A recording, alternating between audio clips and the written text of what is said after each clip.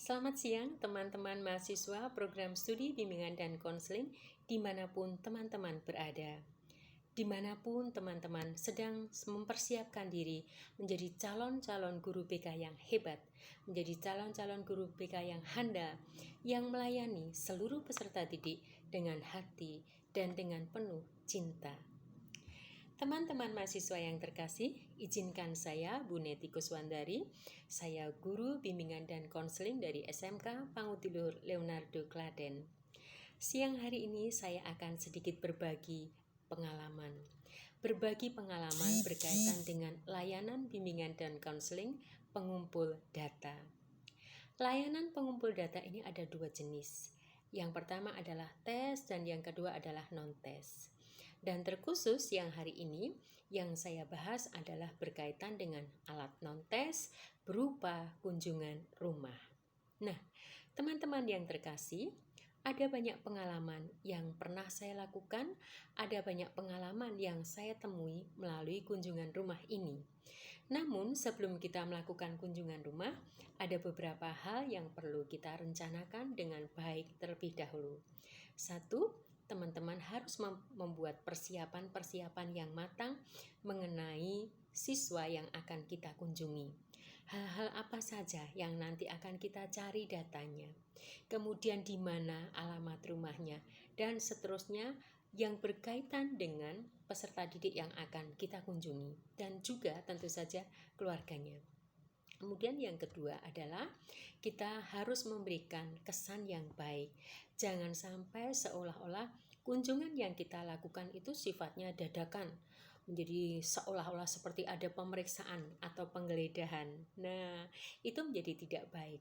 Maka perlu dipersiapkan dengan baik melalui surat yang memberitahukan bahwa kita sebagai guru bimbingan dan konseling akan melakukan kunjungan rumah. Dan tentu saja ada beberapa hal yang perlu diperhatikan selama kita berkunjung tadi, antara lain sikap yang santun, keramahan dari diri kita, senyum yang kita tebarkan, dan juga keterampilan berkomunikasi. Keterampilan berkomunikasi menjadi sesuatu yang sangat penting, karena dengan komunikasi yang lancar, kita dapat berkomunikasi dengan anak atau peserta didik dan juga orang tuanya dengan baik. Kelancaran komunikasi ini menjadikan relasi menjadi lebih hangat, dan kehangatan relasi ini membuat relasi secara emosional menjadi semakin baik, menjadi semakin dekat. Nah, kedekatan relasi ini memungkinkan kita untuk mendapatkan data dari peserta didik dan juga orang tuanya menjadi semakin lengkap. Kemudian yang ketiga, melalui kunjungan rumah ini kita akan mendapatkan informasi yang sangat lengkap. Bagaimana lingkungan tempat belajar siswa, bagaimana rumah siswa, bagaimana keadaan ekonomi orang tua, dan seterusnya. Dalam kunjungan rumah ini ada berbagai banyak pengalaman yang mungkin membuat teman-teman terkejut, yang di luar prediksi kita, dan ternyata wow. Dan ini yang perlu kita catat dengan baik. Ada beberapa anak yang ternyata membutuhkan perhatian lebih khusus, tidak hanya dari guru bimbingan dan konseling, tapi juga dari teman-teman sekolah yang lain atau teman-teman di kelas, ataupun juga dari seluruh Bapak Ibu guru. Berkaitan dengan hal itu, maka setelah selesai kegiatan kunjungan home visit, kita harus membuat laporan secara lengkap dan detail. Melalui laporan ini, sekolah menjadi tahu layanan apa, bantuan apa yang bisa diberikan pada peserta didik, khususnya yang mendapat kunjungan rumah tadi. Melalui kunjungan rumah tadi, berdasarkan pengalaman yang saya dapat, ada banyak peserta didik yang bisa kita usulkan mendapatkan bantuan beasiswa.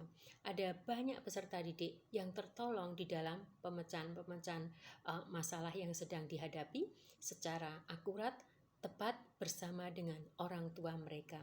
Dan akhirnya semuanya menjadi happy ending.